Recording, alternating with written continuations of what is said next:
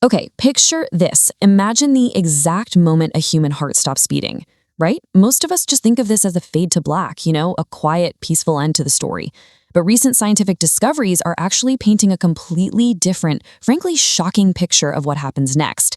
In this explainer, we're going to dive into the very latest data, and it reveals this massive paradox.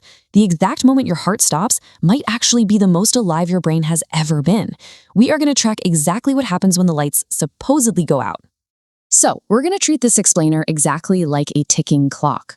We'll start at second 0, move to 10 seconds, explore the life review, hit the 30-second mark, dive into the Aware 2 study, and finally arrive at minute 1. All right, starting right at second 0, the heart stops. At this exact moment, you have about 5 liters of blood inside you that instantly sits completely still. Your blood pressure just absolutely tanks to 0, meaning there is 0 delivery of fresh resources to your body. But here's the really fascinating part. Your brain actually doesn't know the heart has stopped yet. For those first 10 seconds, your brain is just running on whatever residual oxygen happens to be left over in that stagnant blood. Your neurons are still firing away, your thoughts are still happening. For those first 10 seconds, you are still, technically, entirely you. 10 seconds in, the brain surges. This is the precise moment your cerebral cortex begins shutting down, and you lose consciousness to the outside world. Your eyes stop processing images, your ears stop registering sound. From the outside, you look completely gone. Now, you might be wondering, why does the brain shut down so fast? Well, it all comes down to this number, 20%. Your brain is literally the most oxygen-hungry organ in your entire body. Even though it's relatively small, it's gobbling up roughly 20% of your total oxygen supply at any given moment. Because it's so incredibly greedy for oxygen, it's the very first thing to panic when those deliveries stop.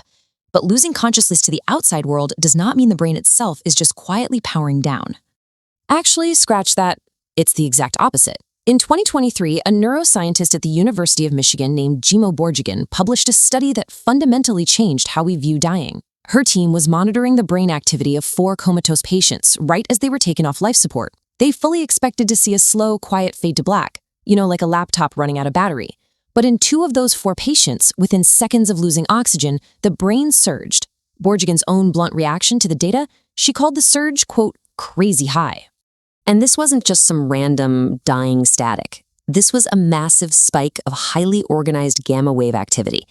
Gamma waves are the brain waves intimately tied to consciousness, heightened awareness, deep memory retrieval, and dreaming. And this wild spike of activity was incredibly structured. It was concentrated right in the temporoparieto-occipital junction, which is a specific region of the brain that past research has directly linked to out-of-body experiences and visual processing. Which brings us to the life review, or what we can call the memory archive. This is where the hard, clinical science of those surging brainwaves meets the deeply subjective, personal experiences of people who have actually been brought back. For decades, survivors have talked about their lives flashing before their eyes, right? But researchers have noticed a really surprising pattern. It is almost never the highlight reel we expect. It's not your wedding day, it's not your college graduation, it's the small ones. It's riding a bike as a kid or just sitting at a desk on a random Tuesday.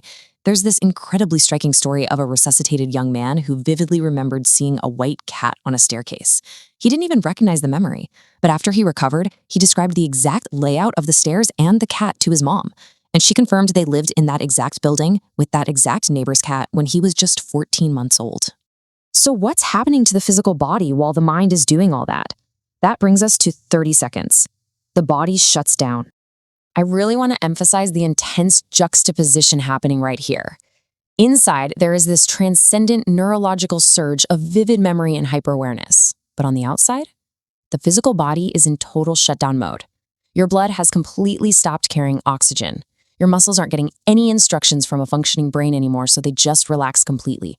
Your jaw drops open, your eyelids can't hold themselves shut, your pupils dilate and become totally fixed.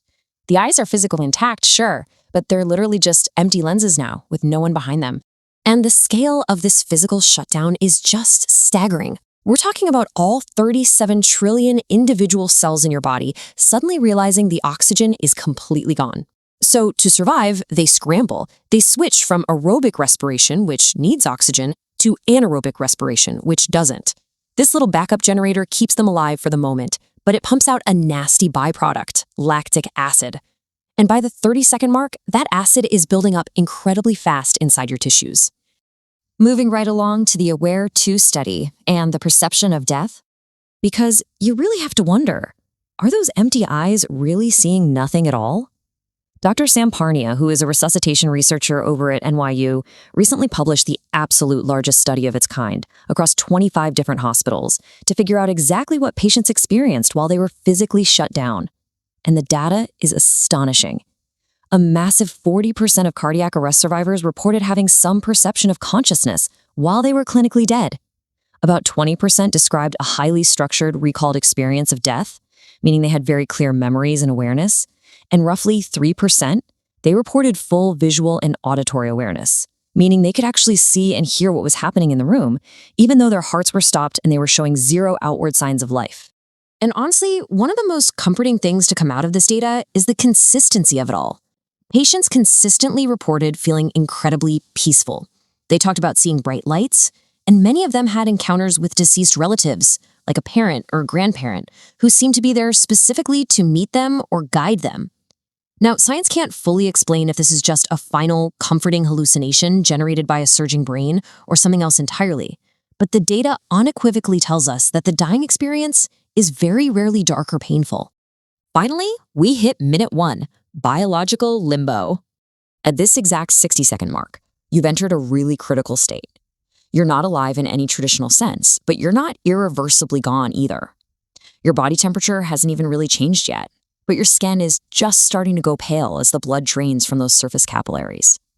Deep inside those 37 trillion cells, that highly acidic environment we talked about is weakening the cellular membranes. Enzymes that are usually locked safely away start leaking out. This triggers the very beginning of a process called autolysis, basically self-digestion. Your body's cells literally begin to break themselves down. But at just 60 seconds, it's barely even started. See, at the 1-minute mark, the vast majority of your cells are still structurally whole. They're basically just sitting there waiting, and they are waiting for one of two things. Step 1, immediate medical intervention. If someone jumps in and starts CPR or uses a defibrillator right now, blood flow comes back and people recover from this exact state every single day. Or step 2 happens, the irreversible slide into permanent damage. Brain cells can only survive without oxygen for about 4 to 6 minutes before they cross a threshold that they can never, ever come back from. Now, if no one comes, then yeah, that first minute was your final minute on this side of life. But as we've just seen from the incredible brainwave data and those wild survivor accounts, the ultimate takeaway here is profound. The final minute of your life is not some empty void. Your brain didn't use that time to power down quietly into the dark. It used it to turn on. It used it to surge, to process, and to play back the entirely ordinary moments of your existence that we probably didn't even realize it was recording. Which just leaves us with this truly fascinating mystery to ponder. Think about it. If a 14-month-old's totally random memory of a white cat on a staircase is perfectly preserved, are all of our memories still in there? Every single one?